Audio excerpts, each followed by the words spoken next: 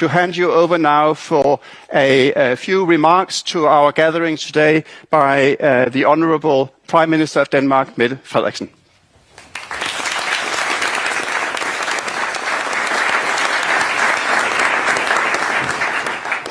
Thank you so much, General Secretary, dear Jens, ladies and gentlemen. Anyone who isn't profoundly shocked by quantum theory has not understood it. Those are the words of Niels Bohr, who laid, as you all know, the foundation of everything we know today about quantum physics. And more than 100 years ago, Niels Bohr took the first steps right here in Copenhagen. Back then, he already knew that his discoveries would not only shock his fellow scientists, but also fundamentally change how we perceive and understand the world. And I have to admit, I think quantum physics is shocking. And I will not claim today that I really understand all of it. I would leave that to you. But first and foremost, it is a field with an incredible potential and unprecedented opportunities, asking me fantastic perspectives on tackling some of the most pressing challenges of our time. Hopefully, this will help us fighting the global climate change. It will hopefully make new medical breakthroughs. It has to strengthen our cybersecurity, but also, of course, with a potential of enormous risk and security threats. The war in Ukraine has shown us that conflict on our continent is not something of the past, unfortunately, and that new technology, as in any war, plays a significant role. We just have to imagine if leaders with whom we don't share the same values with are able to read our secure information, or if they are able to detect things that we thought were undetectable.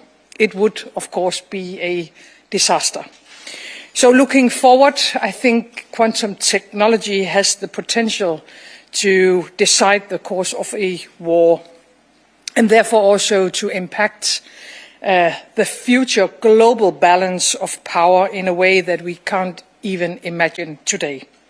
So in other words, ladies and gentlemen, a lot is at stake, and we have to be in front also of our enemies. All of us here today, gathered here in Copenhagen, have a very great responsibility on our shoulders. Quantum technology is today and part of our security framework in NATO. But as you know better than anyone else, it takes time, it takes skills, and it takes funds to develop. If we want to ensure our common security in the future and unlock the quantum potential in our societies, we have to lay the groundwork already now. And we, as responsible governments, need to provide you with the right conditions, whether we are talking about research or industry, to grow and prosper. As I said it before, I think the potential you are holding in your hands is mind-blowing, and so are the systemic threats if we don't act in time, in order to ensure that this new technology will work for us and not against us. And therefore we need to cooperate very closely together. As democratic and free nations, we have to engage with each other, we have to share our knowledge, and we have to build trust, as you have already discussed earlier on today. And that is why I think this conference is so important. I am, of course, as a Dane, very proud that Copenhagen Quantum 2023 is based exactly here in Copenhagen, together with you, Jens. And I'm proud to welcome all of you here in Copenhagen, a global epicenter of quantum physics. Each of you represent a part of this system. And whether you are scientist, expert, company or investors or NATO or government representatives. You all important in the work that lies in front of us. And if we are to reap the rewards and to tackle the challenges, we need a strong and trusted transatlantic community. And with the Diana initiative here in Copenhagen, I think we have a solid foundation to build on. We have already now a unique research environment. We have visited you, actually also Jens and I, and maybe today I can share that we had more questions than answers we were really able to understand. But we will continue to ask these questions. So we have already a unique research environment. We have some of the world's best scientists. Many of you are sitting here in front of me today. We have now a setup and the necessary infrastructure. We have interested investors. And we have the NATO Innovation Fund. And we gladly also have companies who understands the possibilities in this area. As you already know, yesterday we launched our first national strategy on quantum technology from the Danish government. The aim is to lift Denmark and of course also allies further into this future. To strengthen, to be very honest with you, our world-leading research, and after that bringing all the research into practical use where it has to be, to pave the way for NATO quantum security. So before I pass on the stage, let me end where I begin with Niels Bohr. You cannot visit Denmark and Copenhagen without us talking about Bohr. The story goes that Niels Bohr had, a horseshoe hanging over his front door, of course to wish him good luck, as you know. And one day he had a visitor, I don't know where this visitor came from, but he asked Bohr, as a scientist, do you really believe in this old tale? And Bohr answered, of course I don't believe in it, but I understand it brings you luck whether you believe in it or not. And therefore, ladies and gentlemen, let's take Bohr's belief with us today. Maybe not in a horseshoe, but in the firm belief that we can make great progress and do even what might seem unbelievable. But we have to work together in this very difficult and important area. So once again, welcome to Copenhagen and thank you for all your work.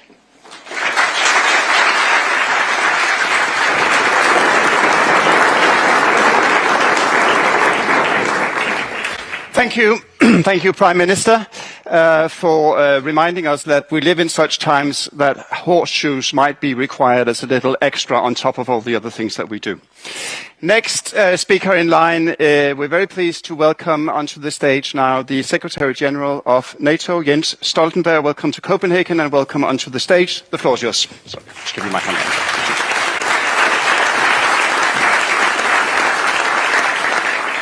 Good morning to all of you, Prime Minister Mette Frederiksen, dear Mette. It's great to be here together with all of you today. And Mette, thank you so much for your leadership, your strong commitment to the Transatlantic Alliance, and for your friendship. And as you just mentioned, last time I was in Copenhagen, we visited the Niels Bohr Institute. We saw this, I don't know exactly what it was, but a big thing inside a glass monter. I pretended I understood the questions, which was written down before I arrived, and I read the questions. I didn't understand the questions, and I didn't understand the answers, but I realized that this was extremely important, and high-end technologies which are important for all of us. And now we meet again, not at the Niels Bohr Institute, but at this quantum conference. And I cannot speak on behalf of Mette, but I can speak on behalf of myself. I have the same feeling. I actually now read on the plane 2 articles about quantum physics. It is interesting, but what we understand is that even if we don't understand all the complexities of this new technology, we understand that this really matters for our society and not least for our security. And that's the reason why conferences like this is so extremely important, why it matters that we convene together, the private sector, the public sector, NATO, to address both the challenges but also the opportunities that quantum physics provides to all of us. And therefore there is no better place to host this conference than here in Copenhagen. Denmark is not only a strong and valued NATO ally, it is also a driving force behind NATO's innovation agenda and a leader in the field of quantum technologies in Europe. As Mette just referred to, Niels Bohr also has had his home in Denmark, and of course as a Dane, the quantum physicist and the Nobel Prize winner, but also one of the major minds behind the invention of the atomic bomb. This was a complicated and controversial invention, but vital for the free world. Not only to end the Second World War, but also to obtain our technological edge. And today, Denmark and all of you in different ways help us to maintain and sharpen this technological edge. It matters greatly for our security. The competition to develop and control new technologies is intensifying. Russia is investing in and using disruptive tech to test our resilience and our resolve. And China is investing massively in artificial intelligence, big data, and quantum and more. Beijing is integrating these new technologies into its military capabilities with no transparency and little regard for human rights. NATO has always adapted to and adopted new technologies to keep our people safe. With a rapid spread of disruptive technologies, we must adapt further and faster than ever before, including in the field of quantum. It is safe to say that not all of us fully understand quantum technologies, and I watched the movie Oppenheimer. It was a good movie, but I realized then once again that there are limits what economists can understand in the field of these kind of physical sciences. But as I said, we understand that it matters, and we should all be able to understand the transformative impact on our security, both good and bad. Quantum technologies can significantly improve our performance of our detection, navigation and radar systems, but also help competitors track our equipment. They can strengthen our cybersecurity, but also crack it, breaking encryption and compromising secret communications. So we need to make sure that these technologies work for us and not against us. We need to develop and adopt them at speed and scale, and for this we need transatlantic quantum cooperation. We need a transatlantic quantum community. NATO is an indispensable part of this transatlantic quantum community. We bring together allied nations that are leading the way on quantum in Europe, including Denmark, France, Germany, the Netherlands and the United Kingdom, together with Canada and the United States on the other side of the Atlantic. We also bring together the public, private and the academic sectors to drive innovation across the alliance. This is what NATO's Defence Innovation Accelerator for the North Atlantic does, or DIANA. Diana is a network of test centers and accelerator sites across NATO countries, where innovators develop new technologies to solve some of our biggest security challenges. So let me therefore thank Denmark for hosting a Diana accelerator site and a test center here in Copenhagen, demonstrating the leading role of Denmark in these new technologies. And for Denmark's contribution to the NATO Innovation Fund, this first ever multi-sovereign investment fund will support innovators across the alliance, people like you present here today. By the end of this year, NATO will also have our own quantum strategy to ensure our alliance is quantum ready, able to integrate the right technologies into our capabilities and to protect against their adversarial use. For all of this, we need to collaborate better, innovate faster, and compete harder. So thank you again for hosting this conference. Thank you, Mette, for sharing this stage with me. And thank you so much to all of you for helping and supporting the efforts of NATO to develop our quantum strategy. Thank you so much.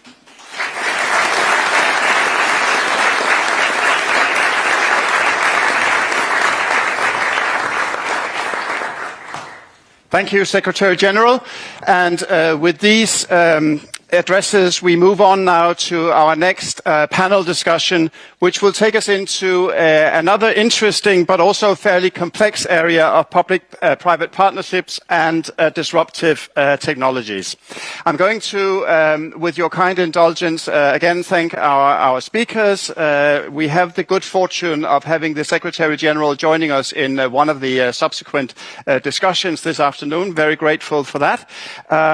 And to set the stage for our discussion on disruptive and emerging technologies, I'm going to introduce you and invite onto the stage Ambassador Anne-Marie Ingtoft-Melgaard.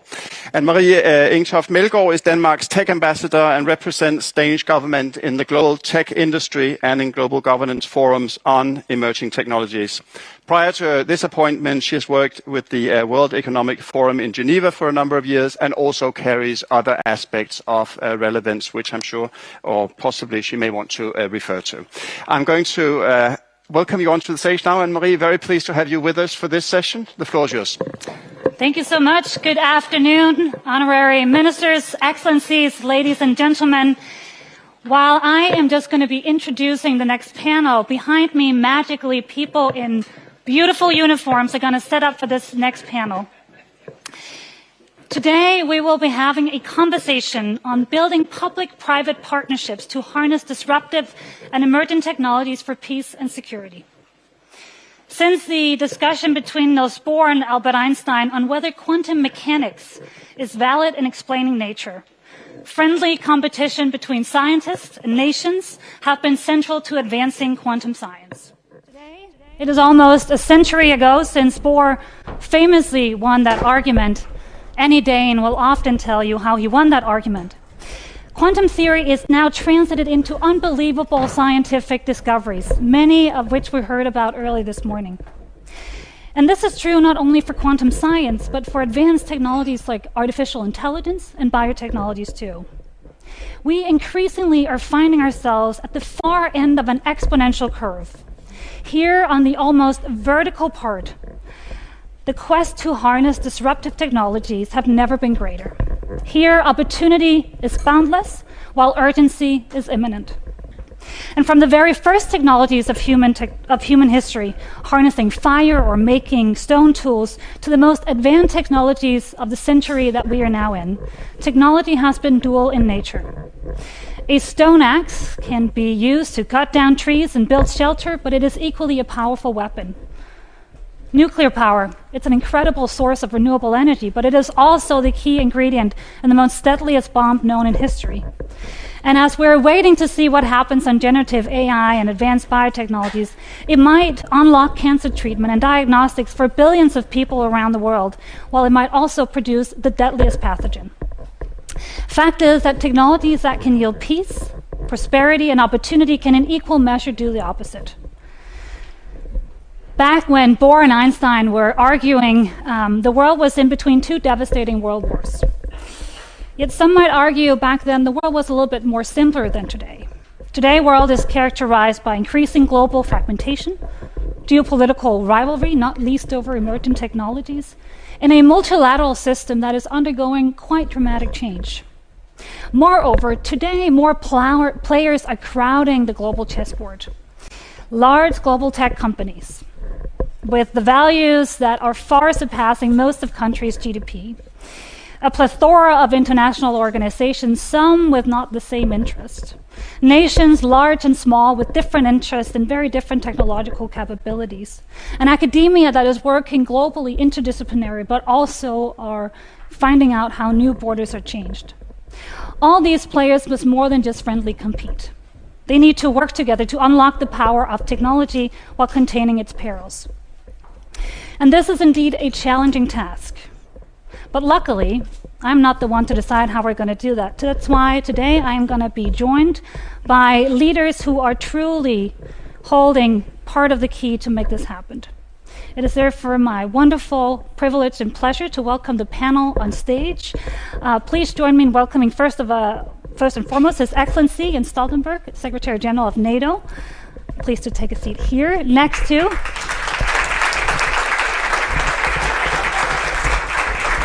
Then we have His Excellency Morten Bødskov, who is the Minister for Business, Industry and Finance of Denmark.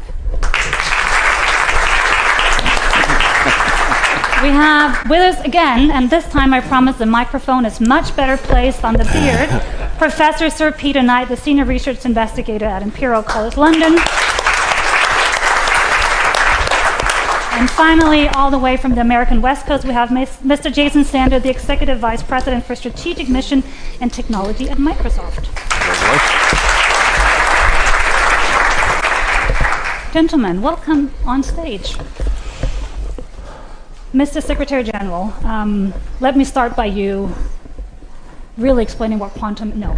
Let me start by asking you, together with artificial intelligence, advanced biotechnology, quantum technology, as you were just referring to, is part of this massive technological wave that sort of with unprecedented form seems to be transforming society, global affairs, very much what NATO is at the heart at. When thinking about this technological wave's potential, promise, but also perils, are you generally worried or excited heading up NATO on this? Is this an opportunity or something to be fearful of? I'm both worried and excited, and I think that's always the case with technologies. I guess those who develop nuclear technologies, in the 1940s, they were both excited and worried. And again, I watched Oppenheimer, and they were both worried and excited. So I think that's a kind of basic thing that characterizes almost all technologies, that there are big opportunities, but of course also big dangers and challenges. And that's in particular, I guess that's almost in all fields, but in particular in the field of security. They can be used to protect freedom, they can be used to attack freedom. They can be used to suppress people, but also to enhance the rights of people. So that's the reason why I think it's so important that NATO is focused on this, and that's exactly what we are. All these new technologies. In one way, NATO has been, since the atomic bomb, leading on almost all advanced technologies, and we had thought that was a kind of obvious thing, that we always had this technological edge. That's not as obvious anymore.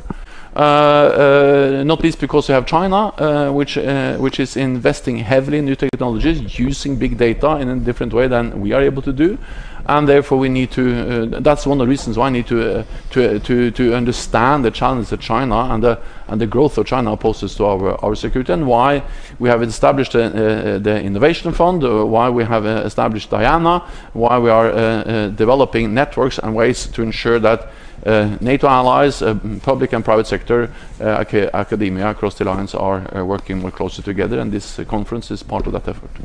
Excellent. If this is the Manhattan project of the 21st century, the way you're describing NATO's role, is there something apart from Diana and the investment fund that you would hope to say, if we are to really win this race, is there something additional you think we got to do? Yes, there are many things, but I think you have to understand that there is NATO is partly what we do as NATO, and I think then what we have just done over the last few years is quite important, and we have put it much higher on the agenda. And David van der L, he's down there, he can go into all the details, our Assistant Secretary General, responsible for all these efforts. So these are the tools we use as NATO, also the Innovation Fund, the accelerator, the test centers, and all that. And we just a couple of years we started to establish all these new tools. But of course, that's only the kind of the top, because the most important thing, where really the big efforts are taking place, is in the different nations. So we are in a way helping to share best practices. We are helping to increase awareness. We are helping to coordinate efforts. But of course, most of the researchers, most of the projects are national owned and national developed. And then I'm sure that together we can really make sure that we continue to be leading also in quantum physics and in new disruptive technologies. But there is one big change, or many changes, but one big change since the 50s, 60s, and the 70s. Because before, most of the new technologies, the most advanced technologies, especially those who are relevant for the defense sector, for our defense industry, they were state-owned, publicly owned. Nuclear Manhattan, that was driven by the governments. Internet was driven by governments, and many other. The jet engine, which was a big invasion also just before and during the Second World War, driven by governments. So we used to own these technologies as governments. We financed them, we controlled them, and they were state secrets. Now, most of these technologies are in the private sector, whether we like it or not, and it's much harder to distinguish between, defense technologies and civilian technologies. So the importance of us working with the private sector, as a governments, NATO allies, working with the private sector has become just even more important. But also for the private sector to be aware of that what they do has security implications. This is not only commercial issues. If you just share all technologies with authoritarian states because you can earn money, that's dangerous. And it's really dangerous. So I used to believe in a kind of very clear division of responsibilities between governments and the private sector. But the reality is that we live now in an age where private commercial decisions have huge political implications. And therefore we need to develop, refine the rules of the game when it comes to the relationship between government and private sector, because if the private sector only seeks profits, we'll end up in a very dangerous place. You will share too much technology with states which will use it against the free and open societies we believe in. Thank you, Secretary General. Minister Busko, let me turn to you. Most of the people in this room who are not quantum physicists will probably call themselves sort of talented amateurs when it comes to understanding this, because quantum is technical, it's challenging, it's complex to understand for decision makers and citizens alike. What is the role of government to create trust, public trust in this new type of technology? How does the Danish government try to sort of avoid the hype while, at the same time harnessing the opportunities and doing it in a field that is complex to probably 99% of the population to understand? Well, what we should do is exactly what Jens just said. I mean, realize that business politics, investing politics, trade politics on this area here is also security. So we have to create the right platform for investments, public-private investments.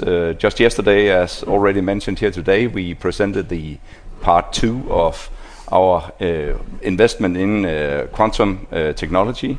We are later on today visiting the new center for that. I'm extremely happy for not only Denmark, but also for NATO, that we are actually able to have within NATO such a high intensive environment as the Diana project actually is. I mean, it's a diamond in research and development that we have in NATO and that we have in Denmark.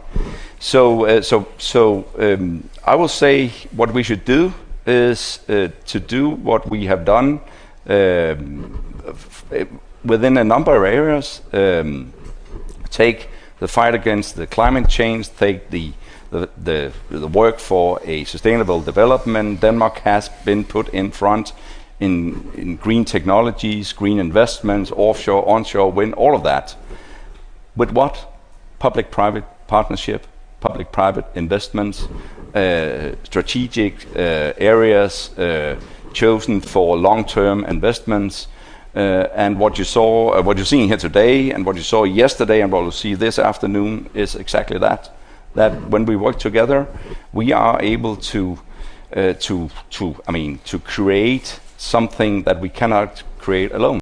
So it may sound like a really political answer, but it's actually what it is.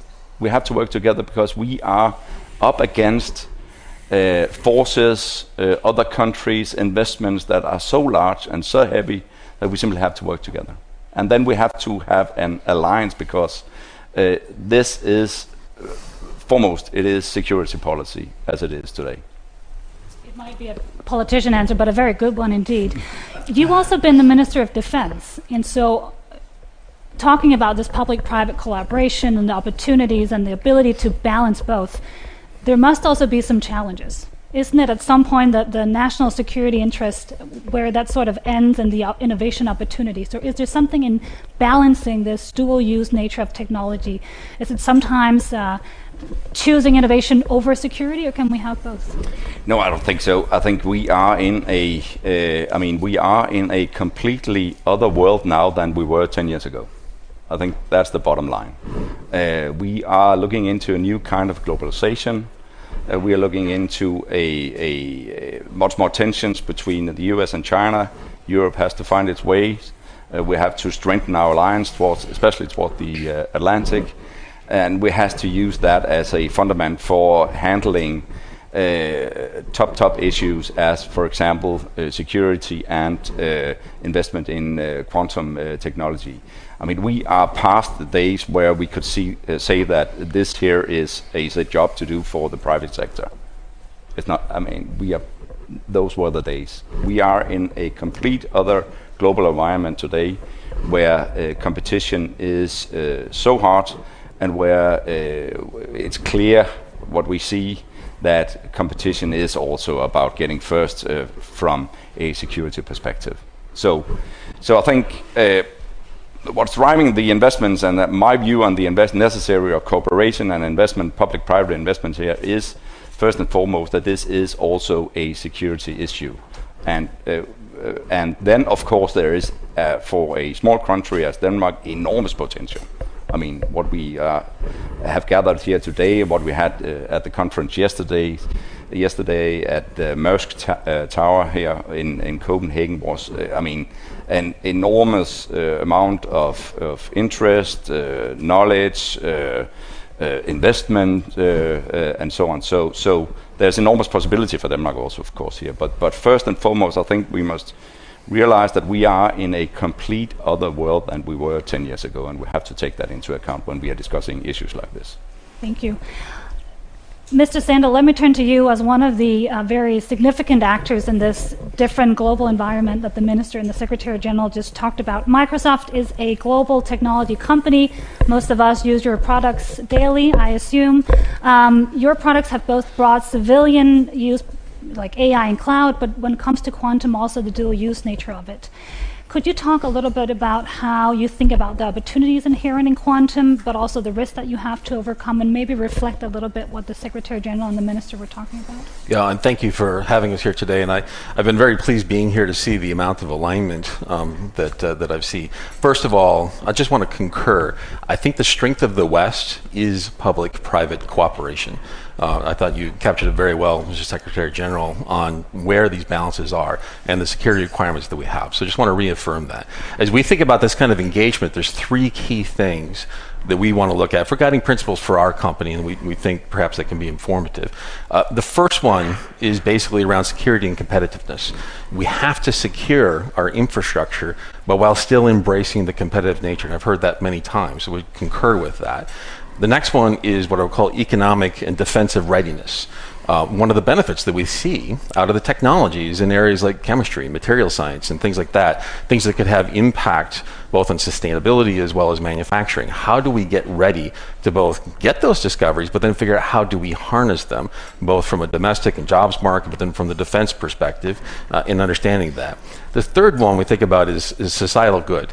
We want to make sure that when we invest in the technology, it really is something that is actually beneficial to all of humanity. I think that's really important. If we think about clean water, sustainability, we can unlock a lot of innovation that's there. It's not all just about profit. How do we make sure everyone has equal access? That is something we care about, all of those things. And when I look at some things that are concrete around this, as an industry, we got to get going on post-quantum cryptography. That's an area where, and frankly, a lot of it has to do with, do we have machines that can crack crypto tomorrow? You know, a lot of folks, I worry, they think it might be a decade out. The truth of the matter is, it would still take us a decade, even if we had solutions today. So getting a sense of proper urgency across NIST and the European Union, as well as the standards bodies that are there, let's pick those, actually update it. Go after national defense, we have to do that first. Critical infrastructure, super important to all of us as sovereign countries and for our citizens. And then we'll go after the broader ecosystem. Those things have to land. And then I think enabling the spirit of innovation, like I mentioned, we think material science is a great one. How can we use that for sustainability purposes? How can we essentially remove some of the reliance on rare earth metals and change that? How do we get less toxic systems out there today, like remove some forever chemicals and things like that? So these are places that we think are beneficial. And of course, the defense examples that were given as well. So we want to make sure that as we do that, the final thing I'd say, we do absolutely see a major role for government. You mentioned AI, that's another case that has some parallels to that. We might talk about that later as well, but it really does amount to, I don't think that as a commercial company, we can't be setting public policy for the world. That really doesn't make any sense. We have to have that right decisions around what is a responsible use of technology, whether it's AI or quantum or biotech, and then what are the ethics that we would apply around that. And that's something best done in partnership with government, not with private industry deciding what that looks like. Just following up on the Secretary General's comment, really technology companies with your size is becoming geopolitical players. Has that changed how Microsoft takes decision? You know, in the board of directors of Microsoft, is it also thinking not only what is good for business, but also what is good for NATO? What is good for European peace and security? What is good for Transatlantic cooperation? How does that translate into the business decisions you take? Yeah, and it's something we talk about in our, basically executive meetings all the time, every single week. It really is interesting because we are such an underpinning. If you think about cyber as another great example, we've published a lot of reports, about the work that we've done in Ukraine, basically helping the government remain sovereign even if their data centers, were under duress, in addition to helping thwart cyber attacks. It is something that's super important for us. We have to make sure that we're protecting all the users of our software. And like I mentioned, this public-private cooperation, we have a deep sense of responsibility around that. And then it also gets super interesting for us because once again, we can make decisions if we do them wrong that could actually cause geopolitical escalations. And we shouldn't be doing that, right? Deciding what works where and who gets what. Once again, I don't think that a private company should be making those decisions. So a lot of the conversations we have is about how do we engage with regulators? How do we figure out a way to, but again, responsibly and ethically use the technology and introduce it, and then make decisions around that so that the folks that are elected are the ones that are making those calls. So we spend a lot of time thinking about that and how we actually engage with that. We welcome that further engagement as well. No private company, not just mine, no company should be doing that unilaterally. Thank you. Professor Knight, let me turn to you. In the beginning, when we had a show of hands of who was an optimist and who was a pessimist, I believe I saw your hand as a slight pessimist. Could you talk about how do you see the development of quantum technologies as a peace project? What would it take for it to be as a peace project? What would it take for it to become a peace project? Okay. Investment in any technology that's relevant to defense and security is a way of providing assurance that we can live in a peaceful society. That's the whole point. As long as we do invest in technology that could be transformative in terms of capability, allows us to defend our citizens so that they can live a peaceful world. Quantum is part of that. It's an enabler. And one of the things that we should be sure about is that what quantum technology does, it provides assurance that we can make the world a more resilient place. So resilience is underpinning so much of what we're trying to do in quantum technology. Resilience against, for example, GPS outage, the ability to navigate. We can provide new ways of quantum navigation that gives us a backup. Our timing systems can be made resilient. Our ways in which we look at the world around us. These are peace projects in the sense that they are assuring our population that we are doing something about making their lives sustainable and resilient. So that's my first comment. The other part of it, in terms of peace projects, there are so many things you can do. For example, we will be able to put quantum sensors onto spaceborne platforms, and it will monitor the way that the droid changes. That's going to be transformative. It connects again with dual use because of ISR. But we would actually work on those things together. But the ability to measure our world accurately is part of what we're trying to do. Resilience is really important. Now, I am a pessimist in the sense that I do not think yet we put enough effort into making our communication systems resilient. That's a serious issue. We talked about post-quantum cryptography earlier. My worry on this is that there are no security proofs for any of the post-quantum. What they are resilient against attacks by Shaw and Grover, but there might be another way of doing it, attacks on Shorty's lattice vector, and so on. We have not yet put enough emphasis into saying that we need to roll out on the same time scale or faster the defense against these attacks to make it resilient. And that's why I'm a pessimist on that one, because I do not think we've put enough resource in yet in the international community. We talk about the NIST candidature. It's early stage, and we need to do so much more and so much faster. Thank you so much. Secretary General, I want to come back to you. Often when we think about NATO and new technologies, it's often in a sort of procurement relationship. You're a large buyer, representing large buyers, buying new technology. What I hear here is a bit more of a strategic partnership with the tech industry, but one that you are, I would argue, probably not used to having that type of engagement with. It's a new field. How do you think about NATO and NATO's role, and maybe NATO's how to innovate NATO itself to have that more strategic conversation, collaboration, the partnership in a sort of a changed geopolitical world? Well, so first of all, we have a strategic relationship with the defense industry and also with companies like Microsoft, which is not only, as I say, not regarded as a defense industry company, but what Microsoft does matters, of course, also for defense and the different defense capabilities. We have had that for many years, but we need to do more. We need to deepen it, and it needs to be dynamic, meaning that, for instance, I totally agree that, of course, elected bodies, governments, parliaments have to set the rules, the laws, the main regulations. But to do so, we need to engage with industry, because this is so fast developing technology. So what is right today may be wrong tomorrow, and vice versa. And for me, we have one example of many examples, but one quite recent example is 5G. Not so many years ago, most NATO allies thought that was only a commercial decision. And it took some time inside NATO, and actually quite tough discussions among NATO allies, whether we were going to have any kind of NATO policy addressing the security aspects of 5G. And then the reality was that they ended concluding with that, yes, of course, 5G is a commercial thing, it's a private thing, there are huge investments, and we have to trust the private sector doing that. But we need to realize the security aspect if our 5G network was controlled and owned by Chinese company, and that impacted both commercial decisions and government decisions. So I would say the kind of conversation we had among allies, but also between allies and governments and the industry, as we developed our policies as NATO, but also as nations on 5G, is an example of awareness and policy development, proving that NATO has actually have an important role to play in these strategic decisions.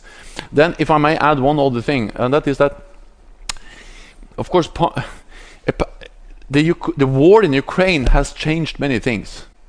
It has also changed the way many of us in this part of the world, in Europe and also in North America, but perhaps in particular in Europe, regard the importance of, or assess the importance of, the defense industry. Mm-hmm. Because I remember, and again, we speak about a couple of years ago, that many investors, and also those who were ethical, high value, or those ethical investors, they didn't want to invest in defense industry. There were guidelines, there were policies that they shied away from defense industry because that was unethical.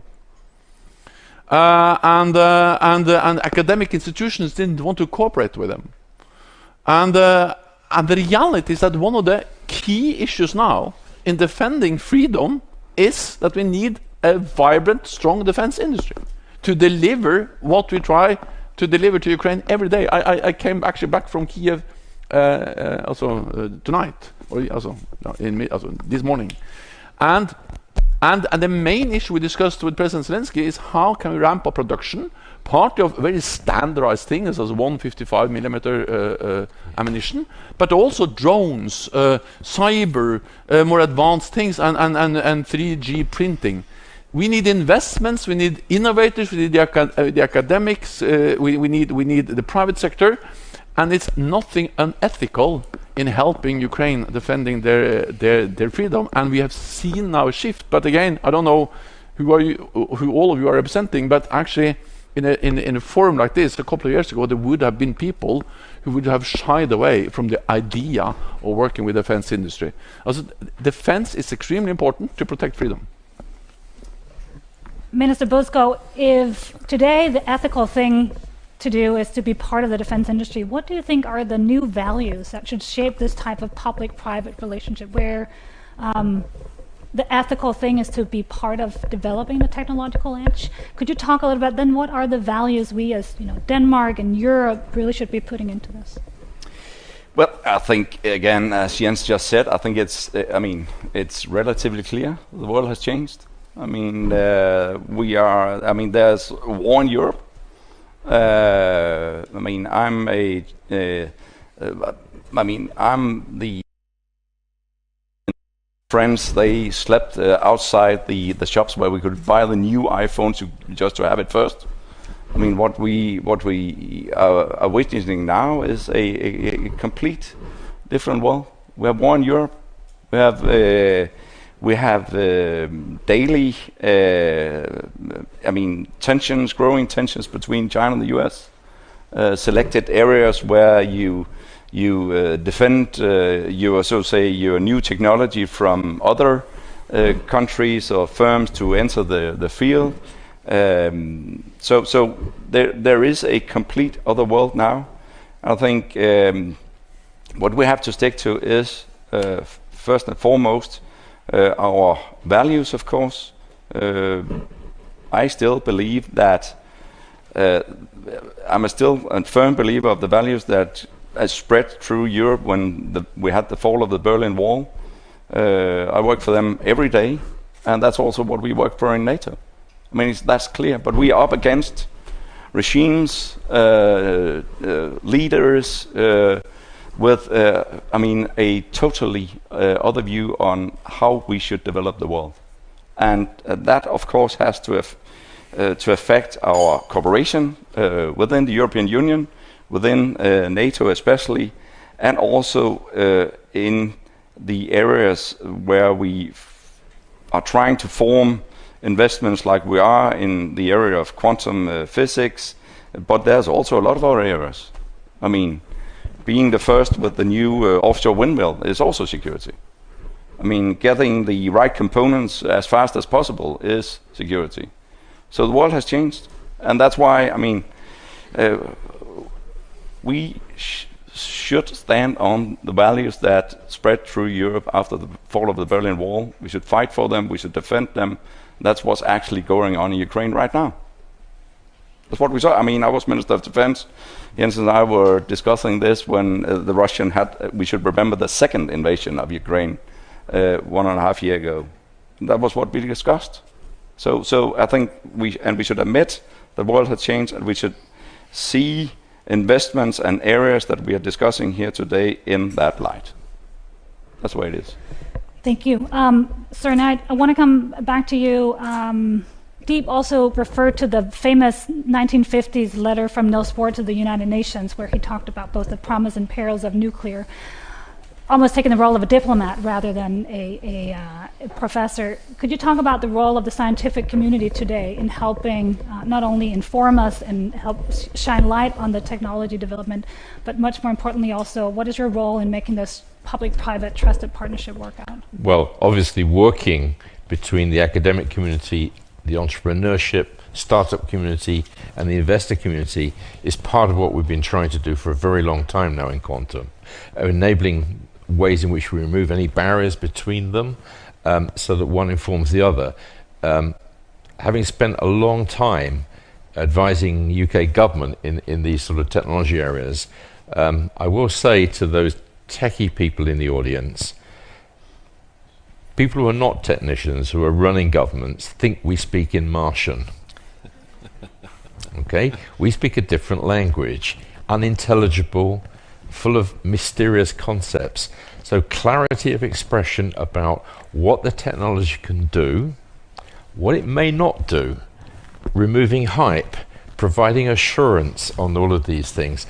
The scientific community is eager to do this because, don't forget, the whole principle of scientific research is to check that things are valid and are testable. The Royal Society has a motto, nullius in verba, take no man's word for it. And so part of the scientific community's responsibility in this environment is to provide authority, to provide common sense, and then, God help us, to speak in languages that are intelligible and to have that partnership. The world has changed very dramatically. The scientific community now is much more entrepreneurial. Many of the really great things in quantum technology are emerging from academia, have moved into startups. You know, here in Denmark, you know, Peter Lodal, who's in the audience, moving and creating Sparrow. In the UK, Steve Brierley moving and creating River Lane, and so on. This entrepreneurial spirit has been a wonderful transformation over the last decade or so in quantum. But using those people as our ambassadors to say, this can be done, that may not be possible, is really important. Looking at capabilities, one of the things I decided a long time ago is when I'm talking to end users in government, don't use the quantum word, it frightens people. Talk about new capabilities, you know, the ability to see the invisible world, to secure your information, to look at your infrastructure. I think we could probably come out of the closet now and talk a bit more about the quantum world without frightening people. But it still is a scary topic. Let's talk about capabilities and let's be realistic. We are coming up on time. Jason, I want to give you 15 seconds, maybe just to tell us what is the most important value that Microsoft is going to bring to the table in this? Well, look, I mean, once again, I just want to reaffirm what Professor Knight just said. I think that one of the things that we can do as an industry is make sure that we're being intellectually honest.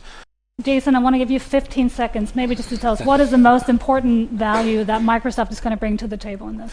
Well, look, I mean, once again, I just want to reaffirm what Professor Knight just said. I think that one of the things that we can do as an industry is make sure that we're being intellectually honest, that we don't go feed a bunch of hype into the system. There's a lot of noise out there in the systems today. We should explain what it can do. We should explain what it cannot do. We explain where it could be in the future. This is why I'm excited about the startup ecosystem in place we have here.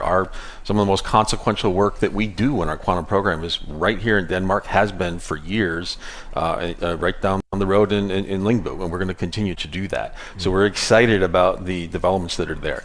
Let's be intellectually honest. Let's work together on what the ethics are. So as tech companies, don't do it because you can. Figure out how you should do things and where the kind of boundaries are first, and then let's get realistic and then pick an incremental path that adds value along the way. I'm a big believer in, in the States we would call it show me, which I think is the equivalent of that, which is let's go see it work first, and then we will find a path through it.